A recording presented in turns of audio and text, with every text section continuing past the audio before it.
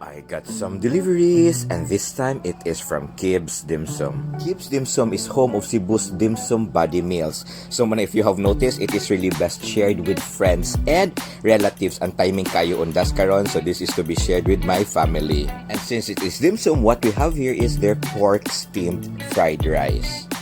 And we also have their Chow with steamed siomai, and they also have a fried siomai. And they also have a Chow with spring rolls. Yes guys, lumpia Shanghai oy. Lumpia Shanghai, I think you know guys, lumpia is life for me. So happy kaayo ko that they have this. And now we are having their best seller, the braised pork belly rice. So yes, murag gutom na ko gatanaw. And lastly, we have their Pancit Bihon. You can have this Chow with steamed or fried siomai for 65 pesos and this pork steamed fried rice for 50 pesos.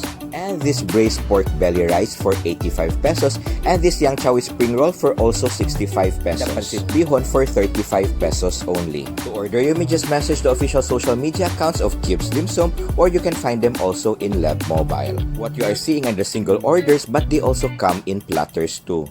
And for that, mga onagidayin ta guys, nahon dayon nato ang pork steamed fried rice and sitan awa unsa siya ka saucy. Then it is so rich and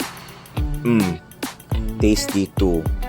And for 50 pesos, grabe ni siya kasulit oy. And now let's go to the Chow with fried siomai. Okay, of course, if ever you have following me, naka-mention ko nga mas ganahan ko sa kong siomai fried compared to steamed. And ang kanagaling ang Chow, lami sa chud kaayo siya. I was expecting nga kanang di kay kumukaon og rice karon no, pero kanagaling break every ball ko man ako og rice oy. And let's go to the spring rolls. Yes. So kaning Chow with spring roll again 65 pesos ni siya and lumpia is life good guys. Ambot lang anong why I really love lumpia. Lami jud kayo with the Chow, perfect. And now let's try their Pancit Bihon.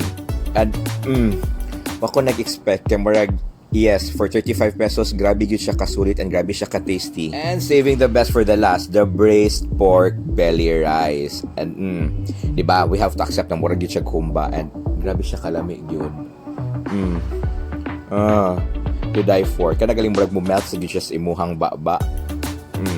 And ang rice daw be with the sauce and ay itlog, yes.